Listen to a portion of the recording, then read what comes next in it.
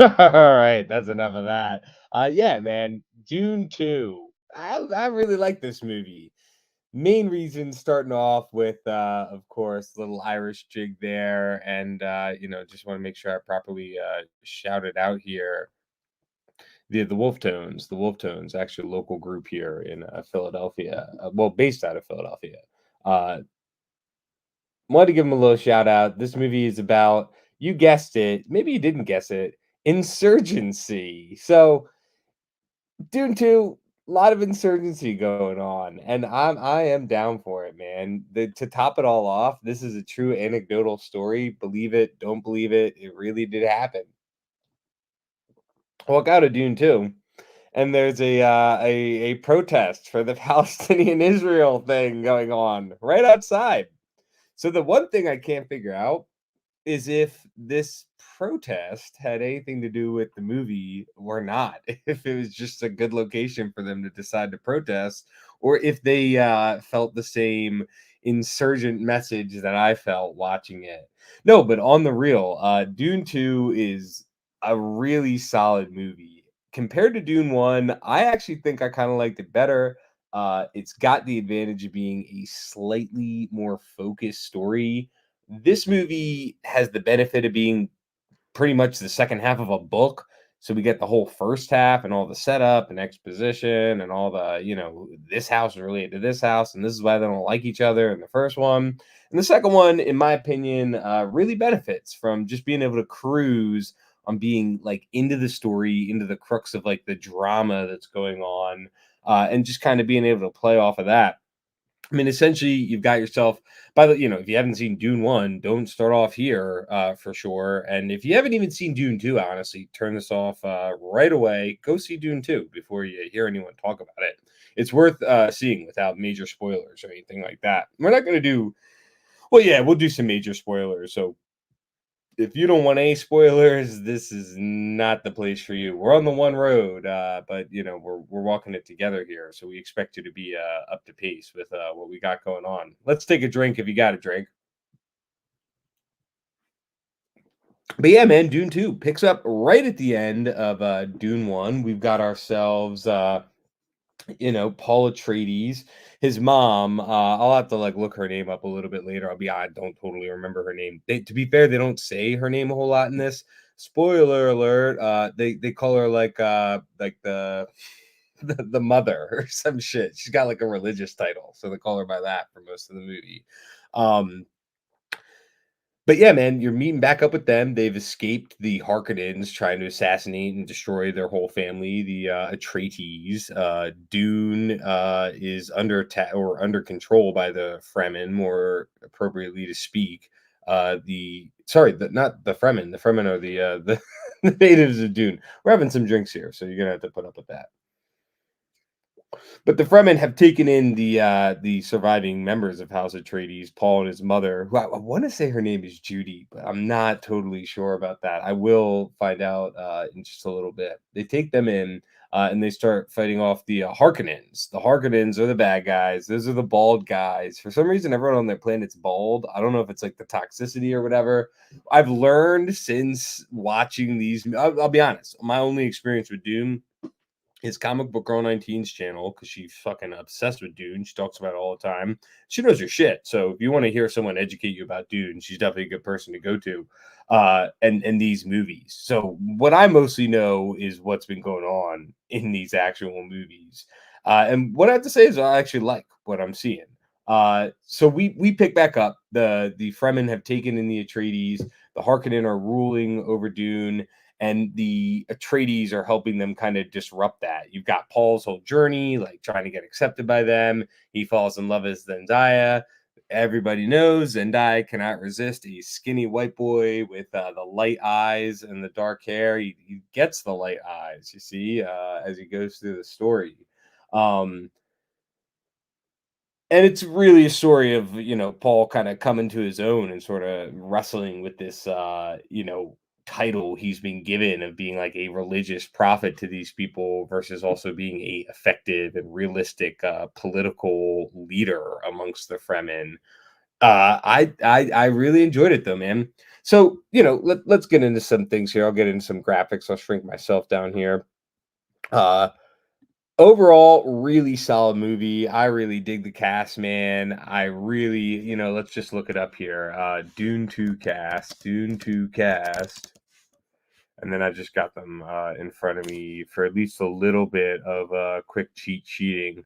Jessica. All right, sorry. I'm sorry. I called her Lady Judy. Yeah, there's no Lady Judy in space. Lady Jessica. Really, really dug her. You got her right at the middle. She is pulling the strings in this movie. Obviously, there's a lot of this woke rhetoric these days, but Dune has that whole built-in like matriarchal leadership thing going on. So you can't really cry woke with this movie. I don't, I'm not sharing my screen or anything, so you can't see, but down at the bottom here, you've got Batista. He's not as big of a role in this one in the second half in Dune 2 as we saw in Dune 1, but still very great, man. I'm really liking what I'm seeing from Batista these days. All the way at the bottom too, you've got not Javier Bardem. I feel so bad that I can never remember this guy's name. And like, I'm not wrong, right? Like, he looks an awful lot like Javier Bardem. Dude, it is Javier Bardem. All right. What the fuck was I thinking then? So why was I thinking he wasn't Javier Bardem? All right, so I'm correct. I'm not wrong. Yeah, of course I was. I knew I was right the whole time. So we got Javier Bardem, man, once again playing Stilgar, the religious fanatic. In a lot of ways, he's made into the comic relief in this movie. We get a lot of. I got a few chuckles. I went to go see this in IMAX, so that was pretty cool. My area, we got a really sweet, huge, like 50-foot tall IMAX screen. I gotta say, right off the bat, Dune 2, not totally worth it to watch in IMAX. It is definitely not 100% worth it to watch this movie in IMAX. There's just only a few scenes that like the big explosions or like real intense moments where you'd want an IMAX screen are actually going on. Other than that, it's sort of just a nice way to enjoy Lady Jessica's face tattoos, man. She's all jelly rolled out in this movie. You got to be loving that. Look at her creeping up over the Blunt Plunk logo here. We're doing some puffs too, so make sure you do that as well. We're talking about Dune, so it's not Dune without the spice. But we'll go back to principal cast. We'll shrink ourselves down just a little bit here. So of course you've got Lady Jessica at the middle. You've got the Baron, Skarsgård once again killing it. What's Elvis? What's his name? Let me refresh myself. Austin Butler, man. And I gotta say, now granted, Bill Skarsgård and Austin Butler are similar enough looking that it's like they could like play brothers or even like relatives or something. I don't know Austin, or I don't keep up with Austin Butler enough that I'm like constantly following him or knowing what he's doing. But when I got into this movie, I was like, "Is that Bill Skarsgård?" Realized pretty quickly it was Austin Butler with the cush lips thing that he does. He's always got those lips pursed out, but he was fucking dope in this movie. And the one thing I will really say about Austin Butler, he's probably above this role. I mean, not to say that anyone's above a role or whatever, but Lex Luthor. Why the fuck isn't Austin Butler playing Lex Luthor after seeing him with a bald head in Dune? He was absolutely incredible. Gotta say, not the biggest Florence Pugh fan. It's not that I dislike her or anything. It's just that she doesn't do all that much for me as far as like I think she's fine in everything she does, as a replacement Black Widow, as Midsummer Girl. What's the other things that we've seen her in? Oppenheimer. She's fine in that, but she's never really blown me away.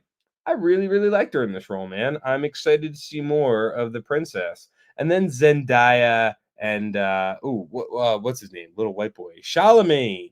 I just don't think they have much chemistry. So that's kind of my overall assessment there. Again, the movie picks up kind of right at the end of Dune 1 there, where Paul and his mom are looking for shelter.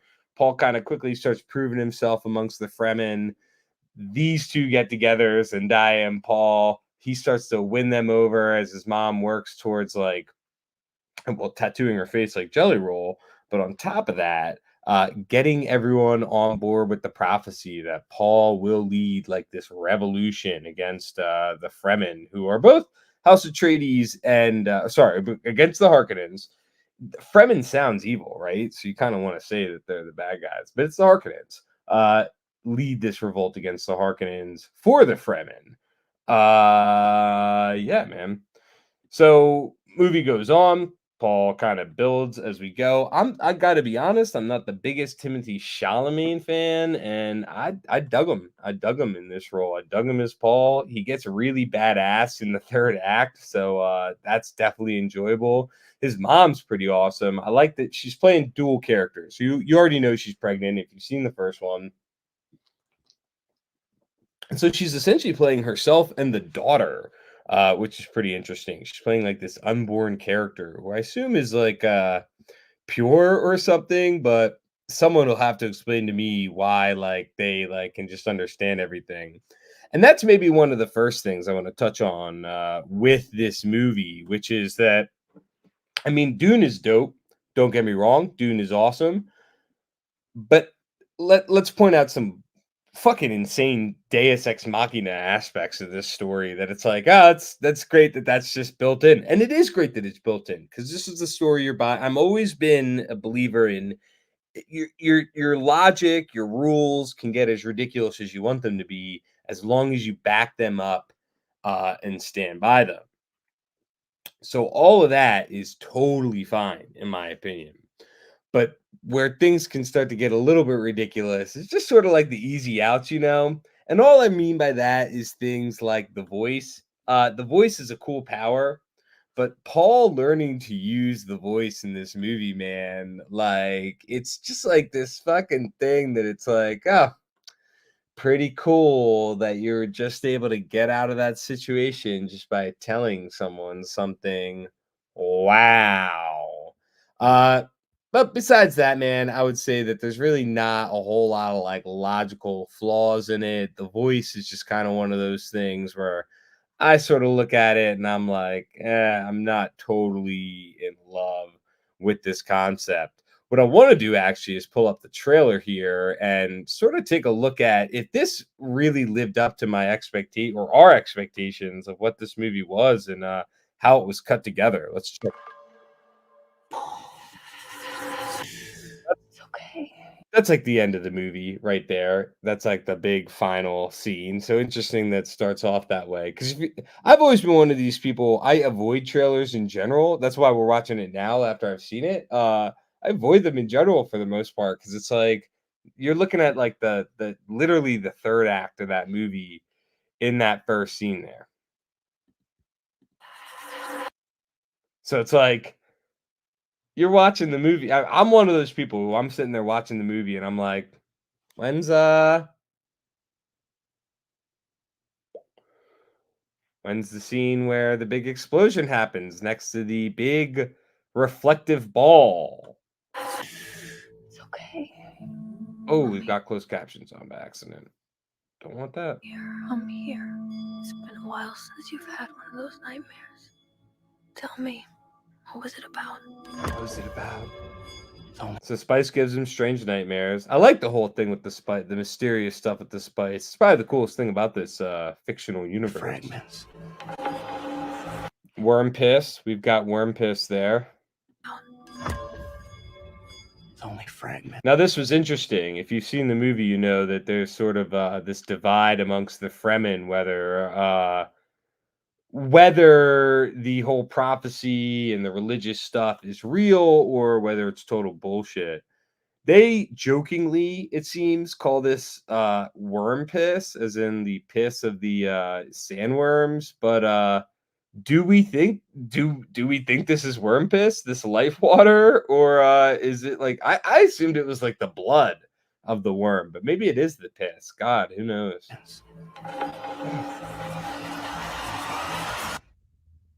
Nothing's clear.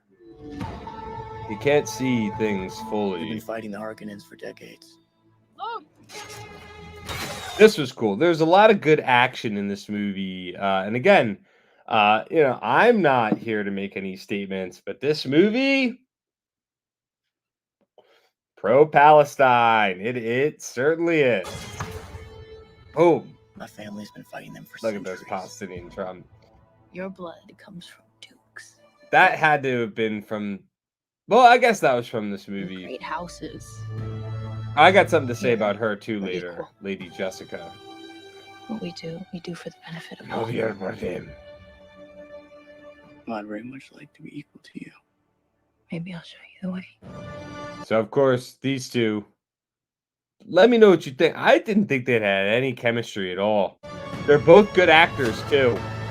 No chemistry, just lame. Deal with this prophet. Send assassins. Fade Arthur. He's psychotic. Also, I'm a huge Christopher Walken fan. He's one of my favorites of all time. What's the point? What was the point of him in this movie? Am I right? I mean, like, maybe you loved him, but like, he's just kind of there being himself. And he doesn't sound like any of the other characters. Like all the other characters have kind of this, from the high houses, have this lofty way of talking. Not him, you know. It just kind of felt like the director loves him and wanted to work with him. Fade Arthur. He's psychotic. For some reason, their planet, when you're out on, like, obviously something's going on where their sun is like black, but like when you go to their planet, it's black and white. I also thought that it was cool stylistically, but it's one of those things where as a viewer, you can't turn your brain off where you're like, why the fuck is it like that on just when they're outside at this planet? But you assume it's the sun's rays there or whatever.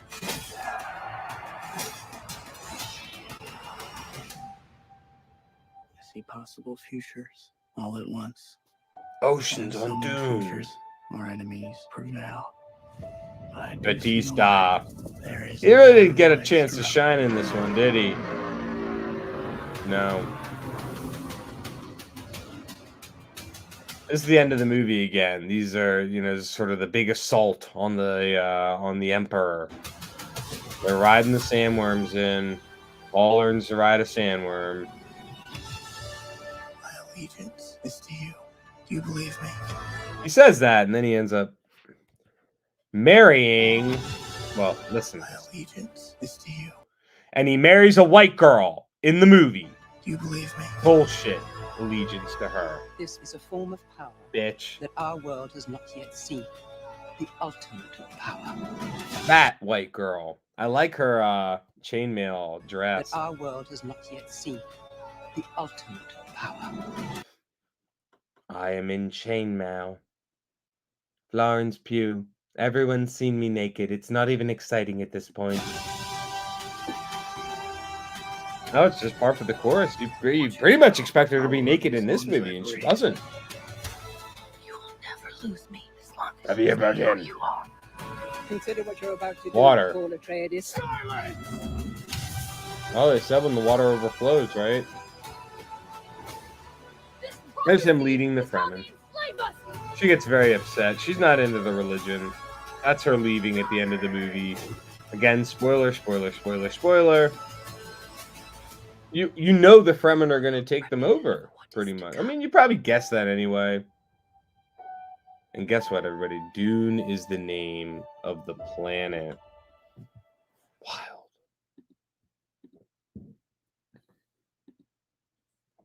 Pretty awesome, huh?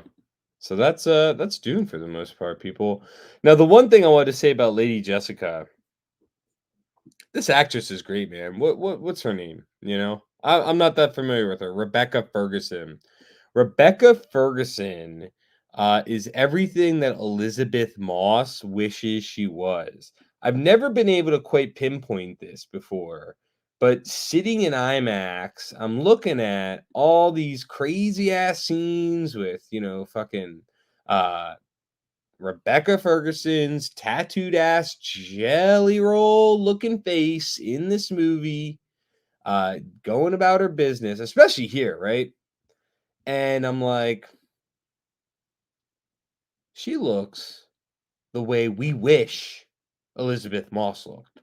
I know Elizabeth Moss has her own special look, but I've never been able to pinpoint quite what it is about her that could be improved. And it's like if you just took everything going on here in the upper face area and made it like that would probably work.